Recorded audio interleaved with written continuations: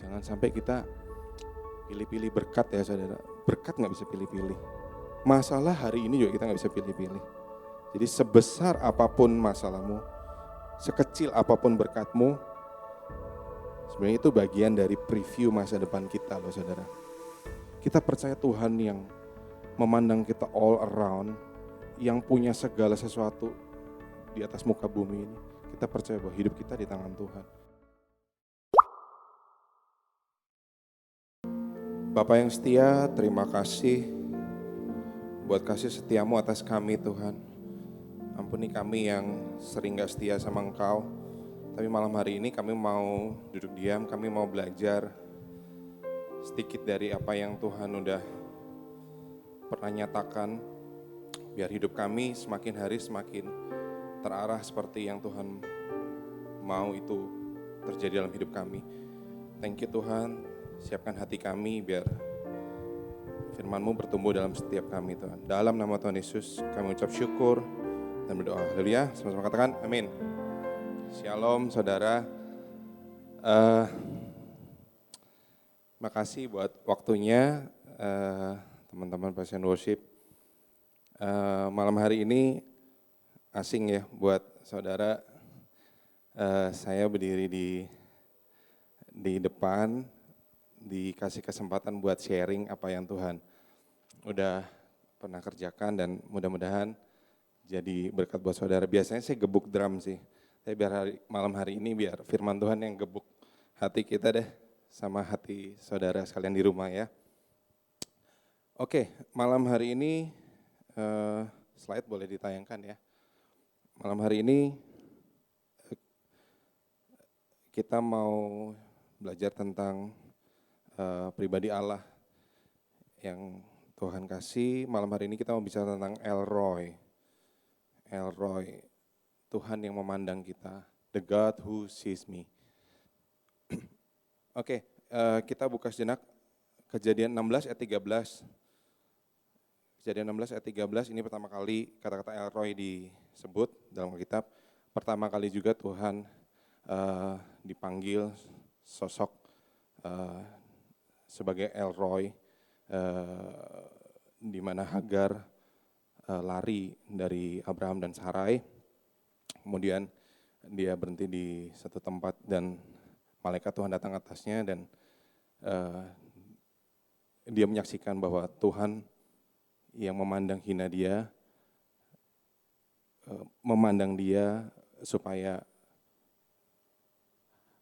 nama Tuhan dimuliakan ya. Kejadian 16 ayat 13. Kemudian Hagar menamakan Tuhan yang telah berfirman kepadanya itu dengan sebutan Engkaulah El Roi. Sebab katanya bukankah di sini kulihat dia yang telah melihat aku. Ini pertama kali Tuhan nyatakan pribadinya ya sama Hagar. Oke, jadi pribadi El Roi ini bermula di Kejadian 16, tapi saya mau ajak saudara kita belajar dari background sebelum nama El Roi itu disebut ya. Kita belajar dari Kejadian 15, satu pasal sebelumnya. Kita buka sama-sama, kita baca Kejadian 15 ayat 1 sampai 7. Kemudian Kejadian 15 ayat 12 sampai 17. Kita baca sama-sama ya, Kejadian 15 ayat 1 sampai 7 saya akan bacakan. Kemudian datanglah firman Tuhan kepada Abram dalam suatu penglihatan. Janganlah takut Abram, akulah perisaimu, upahmu sangat besar. Ini percakapan Tuhan sama Abraham sebelumnya ya. Abram menjawab, ya Tuhan Allah, apakah yang akan engkau berikan kepadaku? Karena aku akan meninggal dengan tidak mempunyai anak. Dan yang akan mewarisi rumahku ialah Eliezer, orang Damsyik itu. Ayat 3, lagi kata Abram, engkau tidak memberikan kepadaku keturunan, sehingga seorang hambaku nanti menjadi ahli warisku. Ayat 4, tetapi datanglah firman Tuhan kepadanya demikian, orang ini tidak akan menjadi ahli warismu, melainkan anak kandungmu. Dialah yang akan menjadi ahli warismu. Lalu Tuhan membawa Abram keluar serta berfirman, coba lihat ke langit, hitunglah bintang-bintang, jika engkau dapat menghitungnya maka firman-Nya kepadanya, demikianlah banyaknya nanti keturunanmu. Ayat 6, lalu percayalah Abram kepada Tuhan, maka Tuhan memperhitungkan hal itu kepadanya sebagai kebenaran. Ayat ke-7, lagi firman Tuhan kepadanya, Akulah Tuhan yang membawa engkau keluar dari Ur Kasdim untuk memberikan negeri ini kepadamu menjadi milikmu. Jadi 7 ayat ini menceritakan percakapan Tuhan antara Tuhan sama Abram saat itu. Di tengah hari siang bolong mungkin ya, tiba-tiba Tuhan datang, Tuhan ngomong sama Abram. Kemudian kita loncat lagi yuk, kita baca Kejadian 15 ayat 12. Menjelang matahari terbenam, tertidurlah Abram dengan nyenyak. Mungkin lagi maghrib gitu ya. Abram tidur nyenyak, tiba-tiba lalu turunlah meliputinya gelap gulita yang mengerikan. Jadi sikonnya tiba-tiba tuh berubah. Turunlah gelap gulita yang mengerikan. Ayat 13, firman Tuhan kepada Abram, ketahuilah dengan sesungguhnya bahwa keturunanmu akan menjadi orang asing dalam suatu negeri yang bukan kepunyaan mereka dan bahwa mereka akan diperbudak dan dianiaya 400 tahun lamanya. Ngeri ya saudara, lama banget. Kemudian ayat 14, tetapi bangsa yang akan memperbudak mereka akan kuhukum dan sesudah itu mereka akan keluar dengan membawa banyak harta benda yang banyak. Ayat 15, tetapi engkau akan pergi kepada nenek moyangmu dengan sejahtera. Engkau akan dikuburkan pada waktu telah putih rambutmu. Ayat 16, tetapi keturunan yang keempat akan kembali ke sini sebab sebelum itu kedurjanaan orang Amori itu belum genap.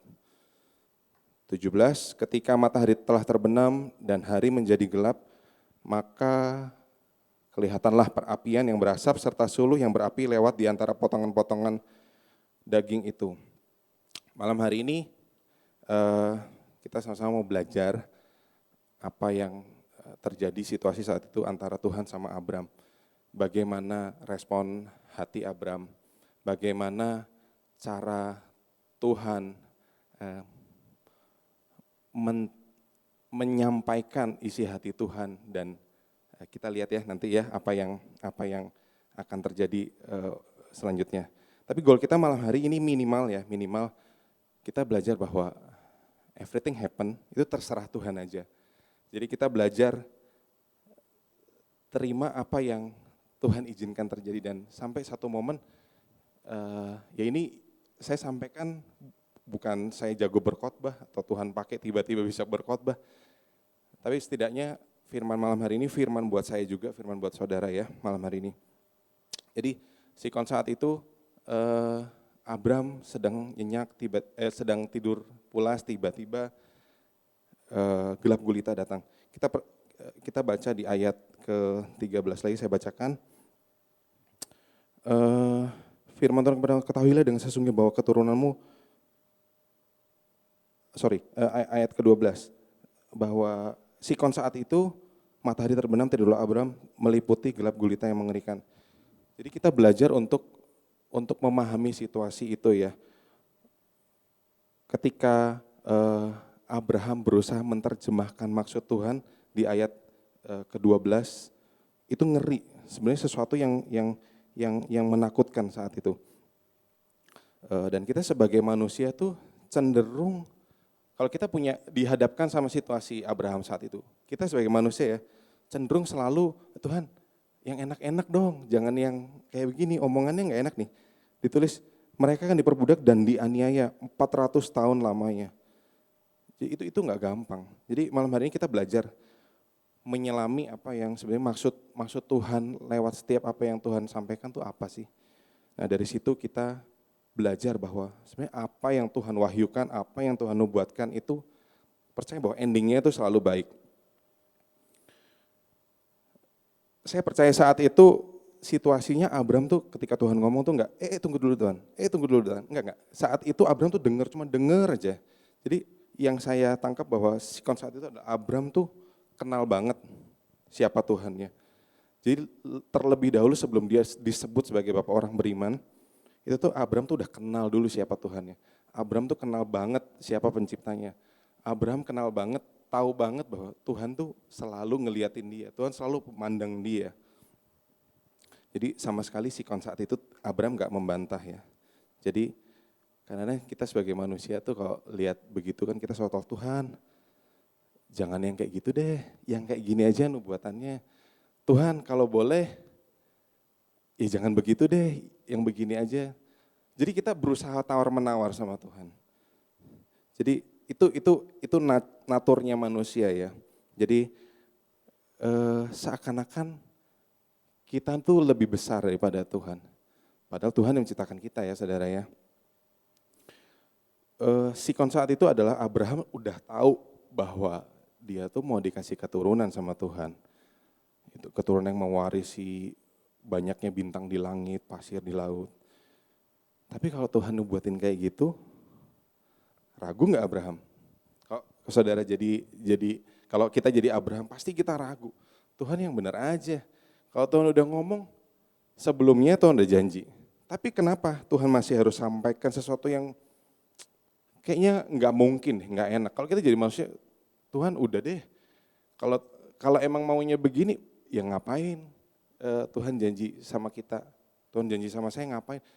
Kasarnya udah nggak usah yang manis-manis Tuhan. Ya lebih baik enggak, iya gitu. Cenderung kita seperti itu ya. Tapi kalau Abraham enggak. Abraham tahu betul siapa Tuhannya. Abraham kenal betul siapa Tuhannya. Bahkan di dunia bisnis kalau kita kerja selalu ada kontrak. Jadi supaya kita trust sama dia, kita ikat kontrak. Baru nanti si klien juga ikat kontrak. Klien payment sama kita. Mengeluarkan sesuatu, tukar hak dan kewajiban. Di dunia bisnis akan begitu, tapi situasi hubungan Abraham sama Tuhan enggak begitu saudara. Abraham dikasih satu tantangan, dikasih satu janji yang mengandung tantangan saat itu. Dan kita lihat Abraham enggak nawar-nawar, Abraham enggak neko-neko, itu percaya aja dia dengar. Abraham dengar dulu tuh, Tuhan maunya apa sih, kemana sih Tuhan bicara. Completely Abraham percaya sama Tuhan, percaya penuh sama Tuhan. Dia percaya banget sama Tuhan, yang ketika ngomong gitu sebenarnya, Tuhan gak lagi iseng nih, Tuhan gak lagi bercanda nih. Dia percaya banget bahwa apa yang Tuhan sampaikan dia serius. Bahkan dia serius bahwa sepanjang perjalanan Abraham sampai kepada janji yang digenapi, Tuhan selalu serius. Saking Abraham percayanya sama Tuhan, saudara, kalau kita percaya sama seseorang ya, pasti kan bersyarat, wah kalau gue percaya lu, nanti gini ya, nanti gitu ya. Selalu kita taruh minimal sedikit curiga sama pribadi yang kita percaya. Tapi kalau Abraham enggak, Abraham belajar sepenuhnya, taruh sepenuhnya sama Tuhan, tanpa ada faktor curiga sama Tuhan. Tapi sebelum Abraham percaya sama janji Tuhan, kembali tadi, dia udah percaya sama sosoknya Tuhan itu. Jadi dia rasa nggak mungkin, oke Tuhan, oke go ahead deh, Tuhan mau kasih apa sih? Bahkan ke berita yang sangat mencekam, sangat mengerikan saat itu ketika gelap gulita datang itu, Abraham nggak tawar hati, Abraham taruh percayanya penuh sama Tuhan. Bukan di ketakutan ya, tapi dia taruh trust-nya sama Tuhan. Beda kejadiannya sama Adam dan Hawa, kalau kita flashback di pasal-pasal berikutnya, situasi Adam dan Hawa itu berbeda. Bahkan di depan mata dia udah dikasih buah yang baik dan yang jahat. Dan seakan-akan dia percaya bahwa ini berkat yang dari Tuhan nih. Bahkan dia curiga, jangan-jangan ini yang Tuhan mau suruh untuk kita makan. Curiganya berlebih, curiganya ke arah negatif. Itu Adam dan Hawa. Tapi kalau Abraham sama sekali enggak. Sikap percaya penuh Abraham bahkan diturunkan sampai kejadian Tuhan Yesus Kristus datang ke bumi. Di mana ketika Tuhan dihadapkan kepada salib, Tuhan duduk berdoa di Taman Getsemani, Tuhan berpeluh, Tuhan dengan berat hati, dia doa sama Bapaknya. Ya Bapak kalau boleh cawan ini lalu. Kalau boleh ya, Tuhan Yesus sebagai manusia saat itu wajar ya. Mungkin kita sebagai manusia juga saat ini akan begitu. Tuhan kalau boleh, Bapak kalau boleh cawan ini berlalu. Kalau boleh Bapak. Tapi kalau enggak boleh, ya udah terserah Tuhan aja. Saya lagi Tuhan enggak maksain ketika Bapaknya punya kehendak. Tuhan enggak pernah maksa. Kayaknya rencana Bapak enggak begini deh, enggak. Dia sangat percaya banget sama Bapaknya sampai dia rela untuk jawab, oke Tuhan, Let your will be done. Susah loh saudara. Hebat ya Abraham ya. Oke, Kejadian 15 ayat 13. Dan bahwa mereka akan diperbudak dan dianiaya 400 tahun lamanya. Jadi sama Tuhan tuh jangan percaya yang baik-baik aja saudara. Kita selalu berharap, oh ikut Tuhan tuh baik, ikut Tuhan tuh pasti diberkati. Enggak juga. Jadi sebelum kita percaya sama Tuhan yang sang pemberi berkat, kepada Tuhan yang siap ngasih berkatnya sama kita harus percaya sama Tuhannya dulu, sama sosoknya dulu, bukan sama berkatnya. Beda loh saudara. Percaya sama gift-nya, sama percaya sama giver-nya itu beda. Dua hal yang berbeda. Jadi sangat bahaya ketika kita cuma percaya sama berkatnya. Tapi ketika Tuhan gak kasih berkatnya, saudara gak percaya pasti sama Tuhan. Nah, kita belajar dari Abraham bahwa Abraham percaya sama Tuhannya, bukan sama janji-janjinya. Maka dia disebut sebagai bapak orang beriman, bukan dia si bapak yang menerima segala janji-janji Tuhan, bukan. Karena Abraham tahu betul siapa bapaknya, dia percaya siapa yang ngasih janjinya, baru semua janji-janji Tuhan itu Tuhan kasih buat Abraham. Mungkin suatu ketika kita dihadapkan sama salib, sesuatu yang gak enak, Tuhan izinkan semua itu terjadi. Ya oke, pandang Tuhan lewat salib kita, pandang Tuhan lewat peperangan kita, pandang Tuhan lewat pergumulan kita, pandang Tuhan yang memang kita percaya bahwa suatu saat Tuhan punya tujuan baik sama kita. Tuhan pasti gak cuma-cuma kok menyampaikan sesuatu sama kita. Kalau memang itu datangnya daripada Tuhan, percaya deh, endingnya akan baik saudara. Tuhan gak mungkin, Tuhan gak akan tega sampai betul-betul anaknya terjatuh, tergeletak tuh nggak sampai hati lah kalau kita bisa bilang sekarang ya. Belajar seperti Abraham, punya mental seorang hamba. Ya kalau Tuhan berkehendak silakan, mau diapain silakan. Abraham tuh sebagai pengelola doang sebenarnya, Tuhan sebagai pemilik. Jadi kalau kita sebagai pengelola, mau gimana pun, mau bagaimanapun, pemilik mau ngapain, kita nggak bisa saudara melarang mereka untuk enggak gitu, enggak seperti apa yang kita mau, enggak mungkin saudara, karena seorang hamba itu sebagai pengelola doang. Lihat ya saudara, sikap hatinya luar biasa ya. Suatu saat, ya ini lucu ya, belum lama sih aku sama keluarga itu kebetulan ada saudara pergi. Kita tuh mau kondangan sebenarnya ke Subang. Jauh-jauh hari itu saya dapat berita, wah ke Subang, oke deh kita berangkat pagi-pagi, karena dalam benak saya tuh Subang tuh dekat Bandung. Lihat map sekilas tuh Bandung, Google Map tuh kalau terlalu zoom out, kita lihat Bandung sama Subang ternyata tuh sedikit, tinggal belok kanan, belok kiri. Ternyata saudara setelah di jalan, jauh juga sih. Nah ceritanya gini, saya ajak Tasya, ajak saudara-saudara, ajak Jenis juga jalan. Kita saudara ini jarang ketemu. Terus waktu ngobrol-ngobrol tengah jalan seru. Jadi saudara kalau pernah ke Bandung itu harus lewat tol Elevate. Kalau mobil-mobil yang di bawah 2 meter itu bisa masuk. Elevate tuh lurus, nggak kena traffic di bawah. Jadi waktu kita lewat Elevate, lagi seru-seru ngomong, kita punya mobil tuh mobil anak-anak berantakan dan taruh barang sana sini. Kita taruh, sehingga dashboard kita tuh ketutup. Sampai lagi di tengah jalan sudah masuk tol Elevate, saya lihat nyingkirin barang-barang. Dan ternyata mobil itu punya indikator sisa bahan bakar yang di mobil kita tuh ketahuan sisa berapa kilometer. Waduh saya lemes tuh saudara, saya nyetir. Ini nggak mungkin sampai kilometer 11, turunnya di kilometer 48. Indikatornya kurang 13 kilometer. 48 kurang 11 tambah 13, nggak mungkin kekejar. Hitung-hitungan saya nggak mungkin kekejar. Saya udah buka kaca, matiin AC, jalan pelan-pelan, banget pelan-pelan. Kalau saya nggak punya, saya cek Google Map, pom bensin terdekat mana. Ternyata rest area KM 57, jauh ya saudara. Terus cek, bisa nggak kirim bensin di tengah tol? Kita telepon jasa marga, nggak bisa kirim, lagi nggak bisa kirim sekarang. Waduh ini ngandelin mujizat nggak mungkin, ujung-ujungnya dorong saudara. Jadi, waduh, oke saya coba pasrah deh. Oke, kita gas pelan-pelan, 30, 40, pelan. Bener-bener nggak diinjak pedalnya. Itu indikator sampai udah nunjukin 0. Sebelum saya turun elevator aja udah 0. Ini nggak mungkin, terus turun kita lihat dari atas tuh udah macet.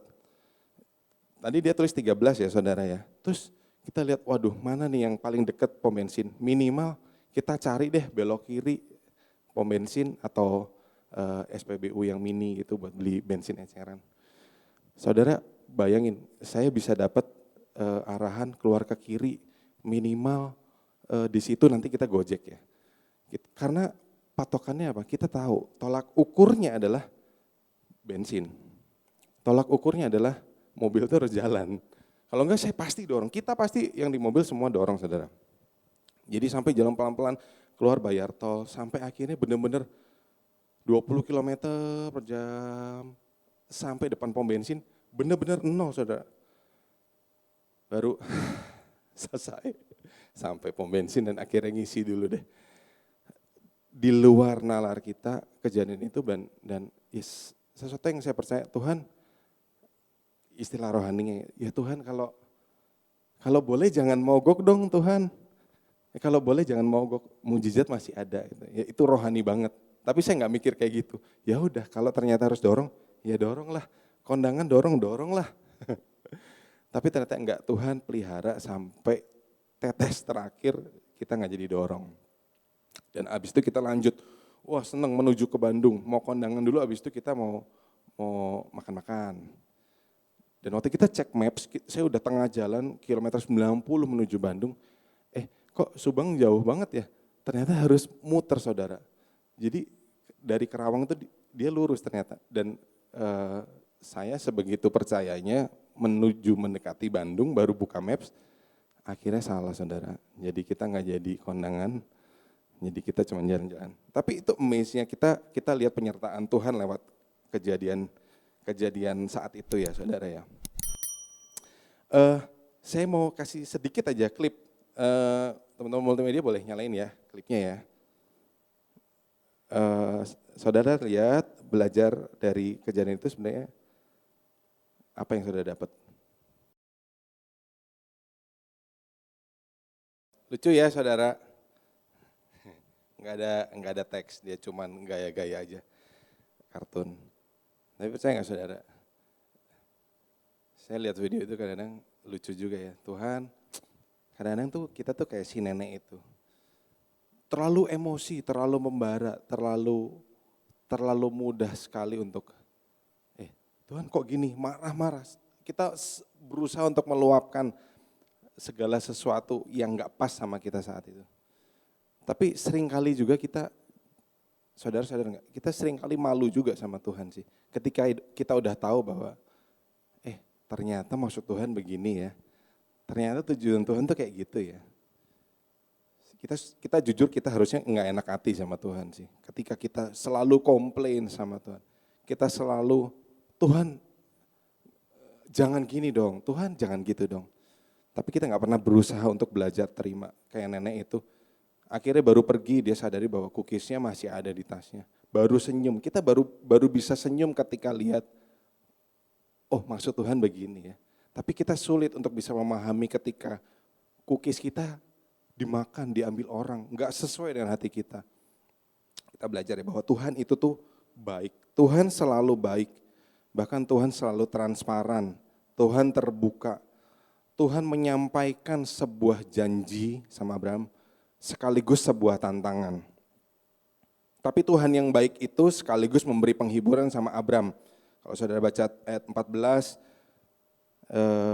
15, 16, selalu diawali dengan kata tetapi bangsa, kalau kita boleh berandai-andai ya, Tuhan ngomong ini, tetapi bangsa yang akan memperbudak kamu akan kuhukum deh. Sesudah itu mereka akan keluar dengan harta benda yang banyak loh.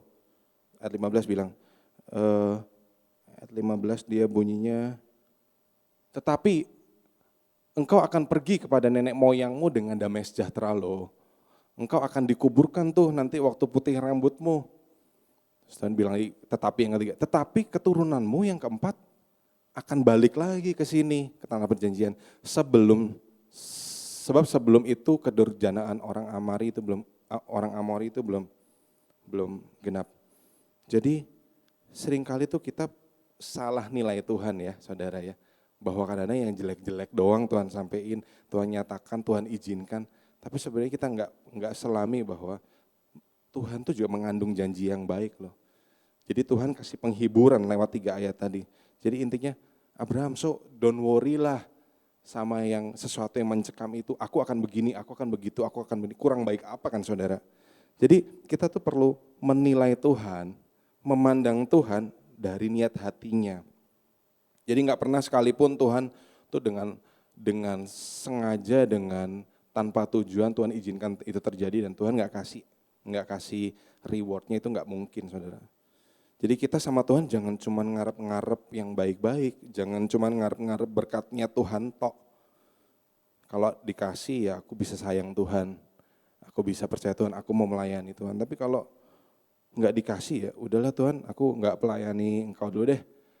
Tuhan kalau aku dikecewain, izin dulu deh pelayanan. Atau Tuhan enggak persembahan dulu ya Tuhan ya. Seringkali kan kita sebagai manusia gitu. Jadi kita jangan begitu Tuhan sama saudara. Kita lihat niat baiknya Tuhan, apapun. Jadi terserah Tuhan aja ya saudara ya. Sama kayak kita punya anak itu selisihnya 3 tahun. Ulang tahunnya tanggalnya sama, bulannya sama. Yang satu memang belum ngerti, yang gede itu seringkali cukup dekat sih sama aku. Seringkali gelendotan, terus dempet-dempet, lagi terus kode-kode gitu. Mau ulang tahun nih. Saya sambil makan. Terus dia cuma sebutin kata mainan. Kita sebagai orang tua sebelah dia tuh, ini anak kode banget sih. Gitu, ngerti gitu maksudnya dia mau ulang tahun minta mainan karena berhari-hari sebelumnya tuh dia udah kode-kode minta kado, minta mainan. Ya mereka masih ngertinya mainan ya. Tapi beberapa waktu sebelum itu selalu saya kan kalau jawab suka spontanitas ya. Cie yang ulang tahun, ntar ya Dedi beliin buku pelajaran. Udah gitu, saya ulang beberapa kali gitu sampai akhirnya dia cerita, iya nanti kalau ulang tahun mau dibeliin buku pelajaran sama Dedi. Sebenarnya kasihan juga ya saudara, tapi dia sebagai anak tuh itu kejadian enggak sekali 2 kali. Jadi dia kode-kodein saya lagi ngurusin kerjaan, sengaja main handphone sebelah dia, lihat-lihat barang-barang yang di screenshot sama mamanya, yang dia suka, terus tunjuk-tunjukin begitu. Dengan tujuan dia berharap-harap, jangan lupa ya nanti kasih ya. Tapi saya bilang kemarin semalam sama dia, karena firman ini beberapa waktu saya renungin, ini juga belajar buat saya. Saya bilang sama Jenis, Jenis, kalau Dedi nggak kasih sesuatu yang kamu minta, jangan marah ya, jangan sedih ya. Dia berusaha untuk memahami, anak umur 5 tahun berusaha untuk memahami. Oh kalau dia nggak dikasih barang nggak sedih. Oh kalau dia nggak dikasih seperti yang dia mau, dia nggak boleh sedih. Saya bilang, kalau kamu nggak dikasih seperti yang kamu minta, kamu tetap sayang Mami Dedi ya. Mungkin dengan butuh waktu mencerna dia bilang iya. Dia nggak bilang iya sih, tapi manggut-manggut, artinya mungkin minimal itu masuk ke pikiran dia. Jadi ketika dia dapat sesuatu yang mungkin nggak sesuai dengan dia, cintanya dia nggak luntur sama Mami Dedinya. Sayangnya dia nggak luntur. Karena dia percaya pasti suatu saat nggak hari ulang tahun pun orang tuanya pasti beliin dia. Kita punya sikap hati kayak Abram, kayak anak-anak aja saudara. Jadi sesuatu yang nggak enak, ya udah telan aja. Tapi percaya Tuhan tuh nggak mungkin nggak kasih. Tuhan nggak mungkin nggak tolong. Jadi ketika Tuhan kasih satu wahyu yang nggak enak, tetapi Tuhan kasih 3 janji buat Abraham. Janji yang menghibur. Betapa Tuhan itu baik banget ya. Tuhan memandang hidup kita tuh all around. Sepanjang hidup nggak mungkin sampai diceritain akan dikuburkan. Di ayat 14 dia tuliskan, tetapi engkau akan pergi ke nenek moyangmu dengan sejahtera. Wah hebat. Abraham saat itu masih hidup. Tuhan udah janji sampai ending hidupnya. Luar biasa Tuhan Yesus. Karena kita sulit menyelami maksud Tuhan ya. Di satu sisi Tuhan janji, di satu sisi kok janjinya menakutkan. Tapi kalau ditanya maksudnya Tuhan apa sih? Sebenarnya nggak ada yang tahu. Saudara. Kalau Tuhan punya kedaulatan, jangan pernah kita mengeluh sama Tuhan. Kalau Tuhan punya rancangan meskipun gak enak, jangan pernah ngeluh sama Tuhan. Anggap aja saudara kita tuh pel-pelan. Yang Tuhan mau pakai ngepel lantai yang kotor. Tuhan mau pakai sesuatu yang jorok, terserah Tuhan aja. Tuhan mau pakai kita kok. Kalau kita berontak, Tuhan gak mau, yang bersih-bersih aja dong. Ya siapa kita saudara. Jadi percuma kalau kita tanya sama Tuhan, kenapa, mengapa, gak pernah ada habisnya, gak ada yang tahu. Sama seperti Tuhan sama Ayub, Tuhan yang memberi, Tuhan yang mengambil, terpujilah nama Tuhan. Tapi Tuhan punya janji, ketika Tuhan berdaulat, kebaikan Tuhan yang kita lihat, Tuhan bilang, segala sesuatunya bakal indah kok, seperti ayat 14, 15, 16. Tetapi, that's enough saudara, itu aja udah menjadi penghiburan buat kita. Jadi intinya sama Tuhan jangan selalu ngemisnya minta Tuhan yang baik-baik, Tuhan yang baik, Tuhan mau ini, Tuhan mau kangtau, Tuhan mau berkat, Tuhan mau ini. Tapi kita lupa punya sifat respon hati yang benar di hadapan Tuhan. Ingat kebaikan Tuhan. Sampai kalau terjadi sesuatu yang enggak enak sekalipun, kita tahu bahwa hati kita perlu mengucap syukur. It's simple as that. Jadi kedaulatan Tuhan tidak bisa dipertanyakan, tapi kebaikan Tuhan bisa dipercaya, saudara. Ya, Tuhan yang maha baik yang selalu mandang kita, saudara. Mandang si Abram sampai akhir hayatnya. Jika lewat kemalangan kita, bahkan kalau Tuhan izinkan salib itu terjadi, yang penting nama Tuhan dimuliakan, semestinya kita punya hati untuk bisa berkata, Tuhan, ya wes, terserah Tuhan aja. Terserah mau diapain. Ibarat mainan Play-Doh mau dibejek, dibentuk ini, dibentuk itu. Bahkan seringkali anak-anak udah buang, taruh, geletak sana, dan mainan itu bisa kering. Tapi kita harus punya hati yang bisa seperti itu. Terserah Tuhan aja. Hidup enak, enggak menendam, enggak dongkol. Tapi susah ya saudara. Suatu saat mungkin Tuhan akan uji saya, uji keluarga saya. Saya enggak cuma asal ngomong, tapi saya percaya Tuhan, kalau Tuhan itu izinkan terjadi, ya udah terserah Tuhan aja.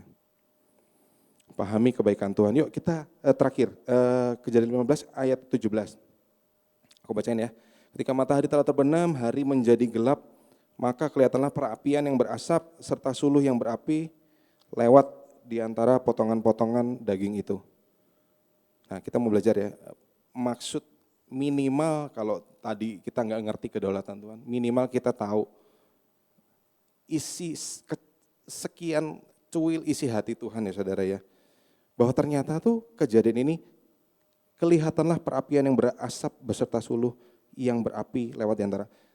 Ini sebenarnya tanda tiang awan dan tiang api yang pertama kali Tuhan nyatakan, Tuhan singkapkan melalui kehidupan Abraham.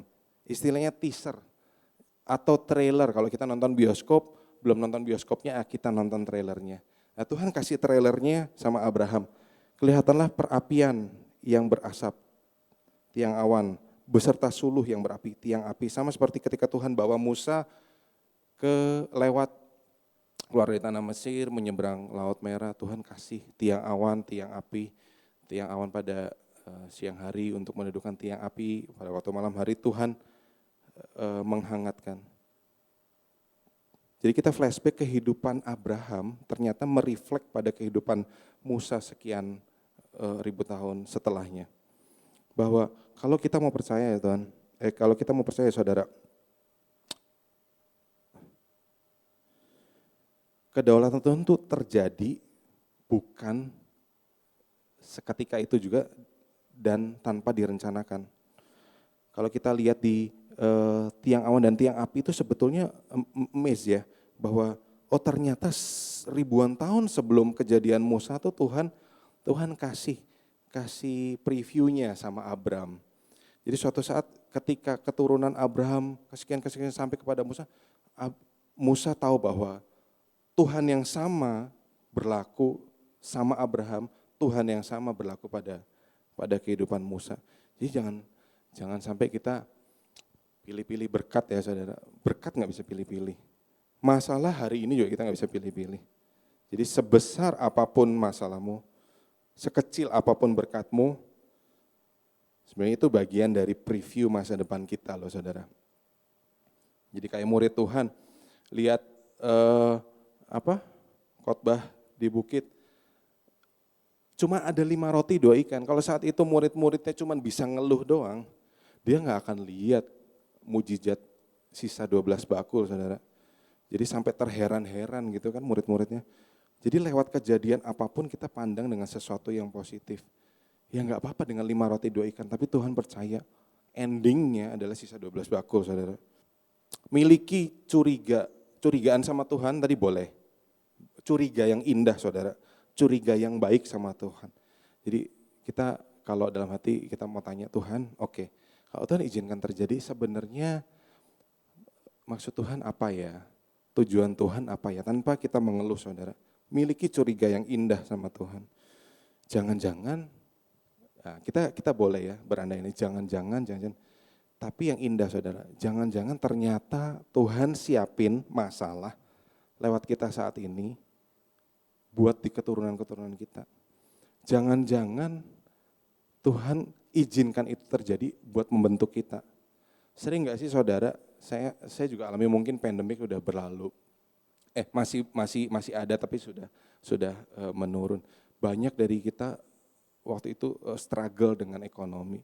Tapi percaya gak sih saudara, yang namanya ngomong gak ada uang di dompet, nggak ada gaji di PHK. Tapi ternyata Tuhan pelihara kita saudara.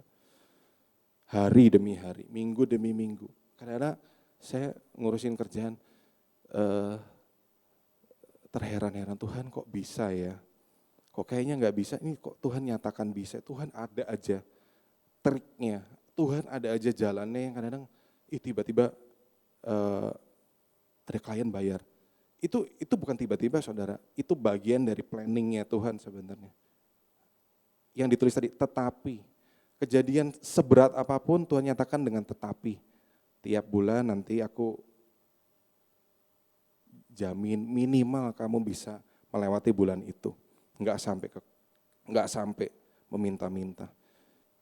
Jadi mending malam hari ini saudara, kita kalau sama Tuhan, belajar untuk curiga yang indah ya. Belajar GR sama Tuhan.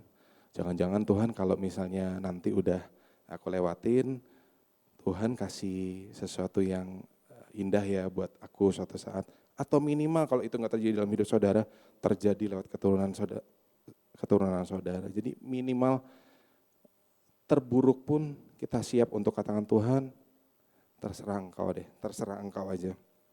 So paling enak kalau kita udah tahu dulu ya, sebenarnya Tuhan bikin masalah itu tuh tujuannya buat apa sih? Itu paling enak. Tapi andai kata kita nggak tahu, ya udah kita siap jalanin salib itu, kita siap punya hati untuk berkata Tuhan terserah engkau aja. Belajar percaya penuh sama Tuhan.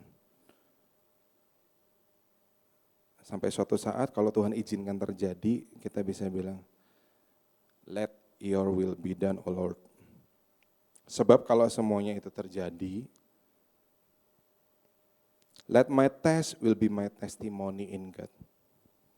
Apapun itu kejadiannya, pasti jadi testimoni yang indah buat Tuhan. Asalkan kita punya sikap hati yang benar ya saudara sama Tuhan. Enggak ngeluh, enggak nggerutu. Kita percaya Tuhan yang memandang kita all around, yang punya segala sesuatu di atas muka bumi ini. Kita percaya bahwa hidup kita di tangan Tuhan. Minimal itu, hidup kita enak lah.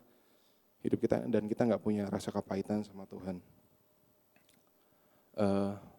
Pemusik boleh naik.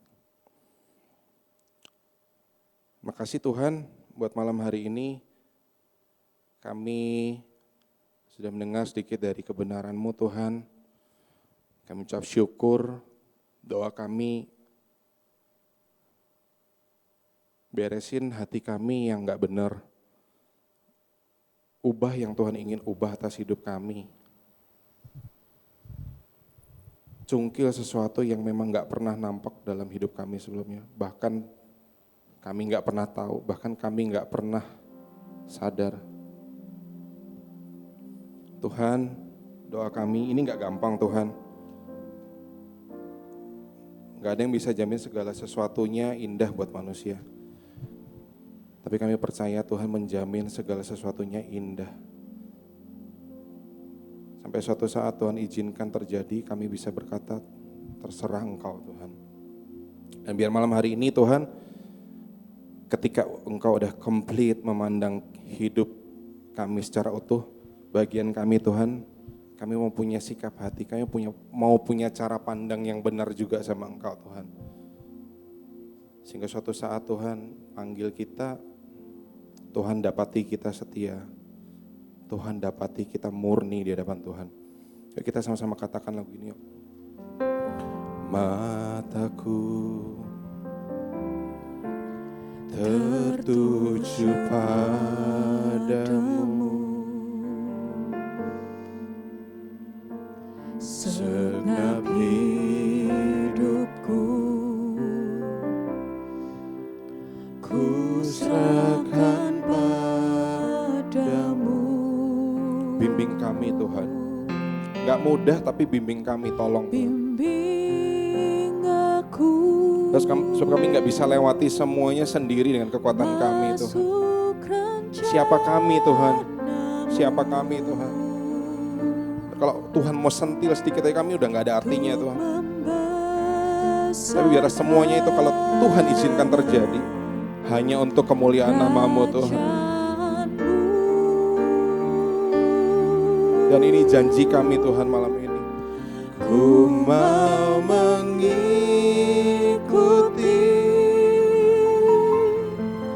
kehendak-Mu ya Bapa. Ku mau selalu menyenangkan hati-Mu. Ini janji kami Tuhan malam hari ini. Ku mau mengikuti.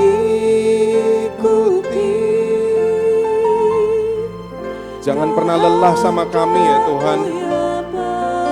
Ampuni kami yang gak setia ini. Biar kami belajar seperti Tuhan memandang kami. Supaya vision kami gak salah sama Engkau. Supaya kami gak salah menerjemahkan segala kejadian dalam hidup kami sama Engkau Tuhan.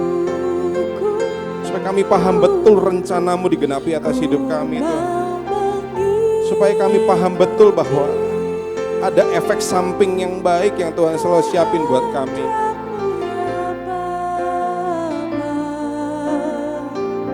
Terima kasih Tuhan.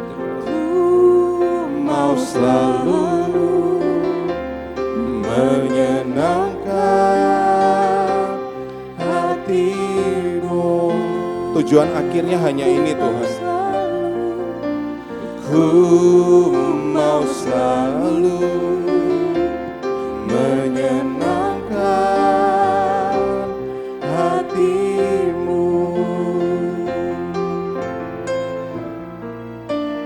Ku mau selalu menyenangkan